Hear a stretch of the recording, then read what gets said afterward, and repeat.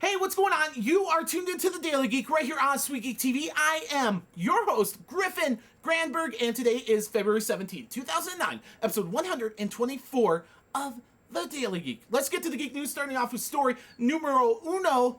Half of the charges against the Pirate Bay have been dropped. Now, they have two main charges going on. One is assisting copyright infringement, and the other one is providing the availability of illegal copyrighted material. Okay, the first one, assisting with copyright infringement, has actually been dropped. So that's kind of a cool big deal. They're super excited about it, but the latter of the charges could actually get them nailed to a wall. Okay, so the court case is nowhere near over, but here's the deal is the founders, the people behind the Pirate Bay, super excited about how it's going. They're rolling up to the courthouse in a pirate bus, and they're tweeting on Twitter about how excited they are. If there's something that you need to know about this court case, I'm going to let you know about it right here on the Daily Geek. Story number 2, Sirius XM lives on for the foreseeable future thanks to a huge bone being thrown by Liberty Media, the people behind DirecTV. Now, how big was this bone? A $530 million bone. That is huge. But of course, this was not for free. In fact, they had to trade a 40%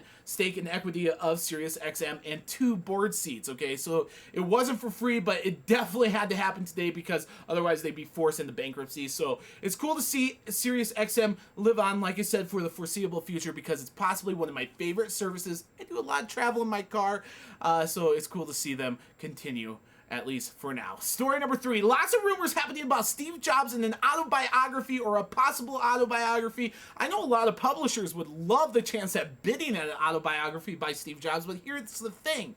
I think the blogosphere is just going a little crazy on the deal. Why do I say that? Because here's the thing is nothing's been confirmed. Lots of publishers still talking about how they want this to happen, and I just don't know why we're even talking about it. I mean, I think it's one of those things where the blogosphere says, hey, we're going to hype this up so much that the person we're hyping it up about has to do something about it. But here's the thing. Apple and Steve Jobs have pretty much been immune to this hyping, like this hype buildup by the blogosphere thus far, so I don't really foresee it in the future, but you know, you never know. If something does happen with it, of course I'm going to let you know about it. Story number 4, the GSM Association has like a soft restriction or goal, rule, or whatever they call it, that says hopefully by 2012, everyone that's a part of the GSM Association is going to have a universal cell phone charger. This makes total sense, okay? This reminds me back to the day when everyone had a Nokia cell phone and you could go over to your buddies, you could go over to any of your buddies' place and you'd be able to charge your phone because everyone had a Nokia phone with the same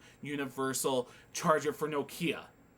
Now, it's like crazy. I mean, you can have the same type of phone as your buddy and have a different charger.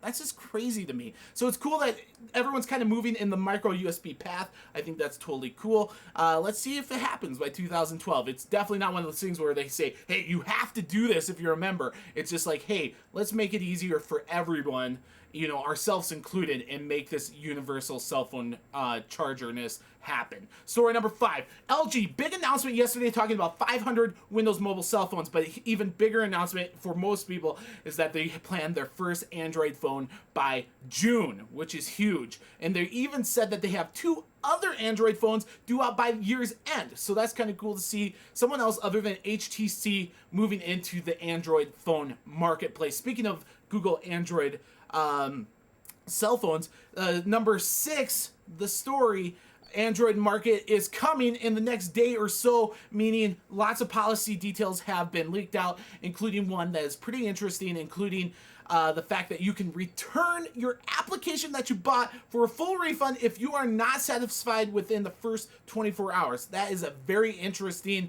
policy to have because I think a lot of iPhone users actually would like this type of policy for the App Store, so it's kind of cool seeing Google pick that one up. Of course, another big one is that they're going to ban sexually explicit content, which a lot of people did not think that was going to happen, but it looks like that's the case. And there you have it. That is the Geek News for February 17, 2009, episode 124 of The Daily Geek. I am your host, Griffin Granberg, for SweetGeekTV. Let's do the question of the day. The question of the day, how excited are you to see another cell phone using Android platform from Google that isn't an HTC phone? I'm pretty excited to see what LG can come up with, but you know what? I want to read what you have to say about it, so no matter what site you're on, leave a comment. I will comment back to every single comment left eventually, okay?